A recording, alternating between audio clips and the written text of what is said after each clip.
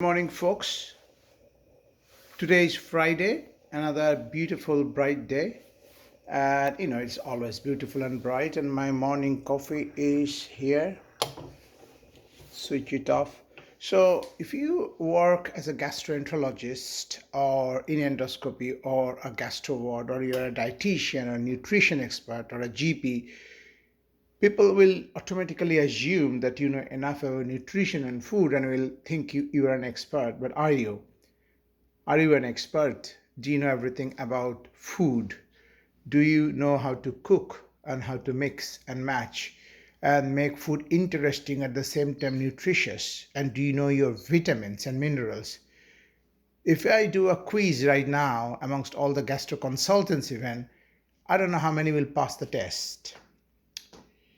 So everybody is now talking about carbs, and I call the carbs comes in level 1 and level 2. Your level 1 carb, if you want to cut it down, is the sugary one, the chocolate, cakes and cookies, everybody knows.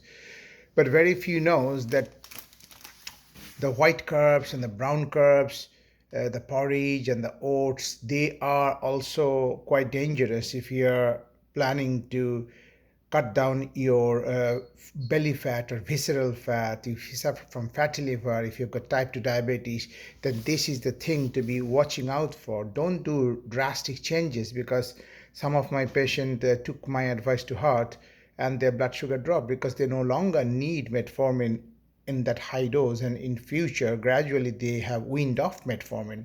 So diabetes type 2 is a fully preventable and reversible disease. To be honest, it's basically carbohydrate intolerance, because you're putting too much carb into your body, causing fatty liver and insulin resistance.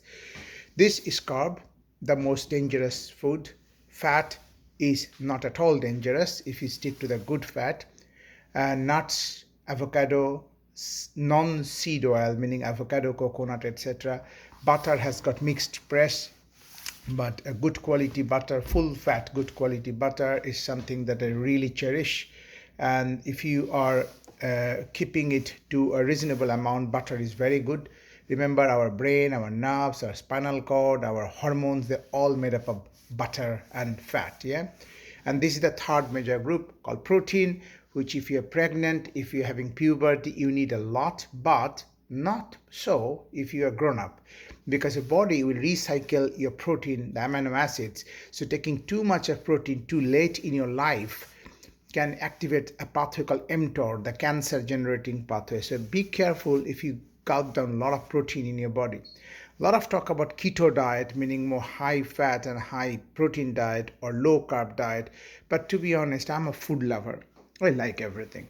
And out of 21 meals that an average person takes in a week, breakfast, lunch, dinner, 3 times 7, 21, you can be more on carb or more on this or that, even cookies and cakes, 2 or 3 meals. That is not the problem. Problem is if you do it every single day. Some of my patients, they will be munching on chocolate stuff here and there, and cookies and Cadbury's and all the sweet stuff and cakes. Like my daughter made this beautiful cake yesterday for school thingy. I love it. I mean, I will have it, but I will not have it every day. So that's the thing. Now, although we have got a little bit of idea of the macros, can you calorie count? Now, that's something that I recommend highly if you're a healthcare professional. You do to learn about how to do calorie counting just for 1 week. You cannot count calories. Even a top nutritionist or dietitian cannot count calorie for themselves for rest of their life. You just know how to count calorie, but then forget all about it. And I recommend you use Map My Calories or Map My Fitness free app just to get a hang of it. The problem is that if your diet is Western, it is very easy to calculate calories. You see how much is one bun, how much is one chicken, etc. But if you are Asian and if you love to cook, it is so difficult to find out calorie in this bit and that bit. And it is doable, but the way the industry calculates calorie is, I will burn it in a bomb calorimeter and see how much calorie comes out of it, right? But body is not a bomb calorimeter. You take two identical twin, take one brioche burger buns, and both will not be extracting same calorie into their blood as sugar, because it all depends on the microbiome and your metabolic rate and what time of the day you are eating the bun. Yeah. So when the body is metabolically active, you can probably burn it out. But if you are not metabolically active, the body will store it as fat. Initially glycogen, which is a type of carb in muscles and liver, but the store of glycogen is limited. Anything that you do more than that will go and stored in the body as fat. Fat as in a subcutaneous tissue. Yeah, but the dangerous fat is the visceral fat or belly fat or the fatty liver or the mesenteric fat or the pancreatic fat. That's the toxic fat. Okay, now you need to know your vegetables. Unfortunately, majority of Western diet, when you talk about vegetables, all they think about is salad. That's all, and sometimes maybe some steamed vegetables. But we Indians, particularly South Asian cultures, we are a magician with vegetables. I will make the vegetables so much you will not even touch your like a chicken or fish or egg. In terms of the protein, this is not mainstream, but to be honest, this should be mainstream. This is the most complete of all the protein. This is fish protein. That's what I'm planning to cook today. It's a fish from Bangladesh, frozen in India. I come from eastern part of India, just close to the border of Bangladesh. And in fact, Bangladesh and India was one country, as you know, if you know your history. And we love fish. Bengalis are known for their love of fish and rasgullas and doi, which is sweet yogurt. Chicken, chicken, I don't have to. Now, coming back to supplement, should we take supplement? And I think yes, because our diet is not good enough. The problem is that we want to be objective, not subjective. Because it is good, you don't have to take it. So it has to be scientific. So ideally, although we are not ideal, you need to be measuring the levels, not only the blood level, the tissue level of this. So I see patients with low level of sodium, my liver patient, the cirrhotic patients, every day in and out, but the total body sodium is too high. So we do not give them sodium because their sodium is low. Yeah, we water restrict them to bring their sodium level to a good level. So this is the problem with nutraceuticals. This is a new word. Pharmaceuticals, which is medicine, and nutraceuticals, when you use nutrition in an objective way. This is an upcoming science, because the way you can do drug trials, you can do nutrition trial, you can find out whether the Jerusalem artichokes and a mixture of pesto, is it got any cancer prevention benefit, or how much bacteria, live good bacteria is there in the yogurt. So make sure your daily diet, your weekly diet have got at least 7, 8, 9, 10. In fact, if you go to Tanzania, the Hadza population, their diet will have 30 different vegetables every week. And how many vegetables you ate in your last week? Just think. This is green mango. Go for off-track vegetables, which you've never tried. But you need to know how to make it palatable, because nobody wants to eat this, would you? You won't. But if I give you this, this is good. This is good to test, this is good, this is not good to test, but you need to know how to cook. So when woman invented fire, everything changed. Yeah, changed for good, because you can easily digest. We don't have to eat raw food. But the problem started 10,000 years ago when humans found crops, the grains, potatoes, cultivation. That's the time the tooth decay started, our jaw structure changed, and that's the time when metabolic syndrome started. But initially, food was scarce and we were active. So it was not a problem. We had same stuff, no problem. If you go to some of the Eastern countries, their meal is heavily carbohydrate based, but they don't have any problem because they're very active. But in the Western world, we love comfort. We are not active. We don't run, we don't walk, we sit in the chair, the new smoking, okay? Coming back to this, I take omega-3 every day, very good for central nervous system, brain health, nerve health. I take vitamin E every day. This is antioxidant, because all the metabolism that happens inside the tissue and cell, metabolism is the sum total of anabolism, means growth, and catabolism, break. So body is always making and breaking, and as a result of this chemical making and breaking, it produces free radicals or oxygen, or highly reactive oxygen, which is dangerous and damaging, and it damages the DNA, it damages the cell. Obviously, we have got a system in the body to scavenge all that, and this is the scavenging thing. And there are evidence that vitamin E can help you with fatty liver. However, when a big society like NICE gives recommendation, they will be doing a cost calculation. Suppose if I tell that vitamin D is necessary for fatty liver, then I have to make it available, is it cost benefit? And then the big society might say no, it is not cost benefit.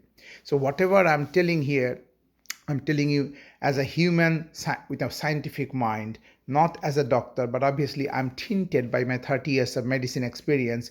But whenever you're planning to do something with your health, check with your doctor. That's my official standpoint. Okay, so don't just blindly listen to me.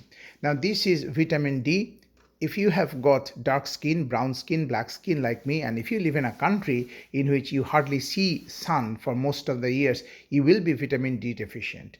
And we don't even check it if you're Asian community. And during COVID pandemic, vitamin D came to the forefront. What is vitamin D?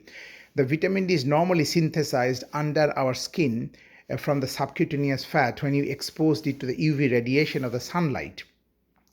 But no sunlight, maybe no fat, so we take vitamin supplements. So vitamin D increase your calcium level, but increasing calcium level unnecessarily too much might cause problem. It's a fat soluble vitamin, and it goes hand in hand with another fat soluble vitamin called K, vitamin K, which is also the blood clotting vitamin, which we intentionally jeopardize when we take warfarin, because we want the blood to be thin, and this makes the blood to clot, and we don't want the blood to clot in those kind of situation with atrial fibrillation, etc.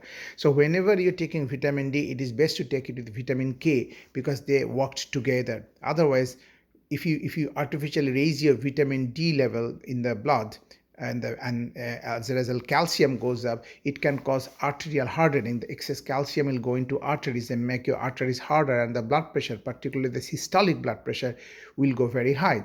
That happens with arteriosclerosis in aged population. If you take a blood pressure measurement in somebody over 90 or 85, you will see their systolic blood pressure is very high, because the arteries are very stiff. So when the blood comes, like in the systole, it doesn't expand like that, it expands this.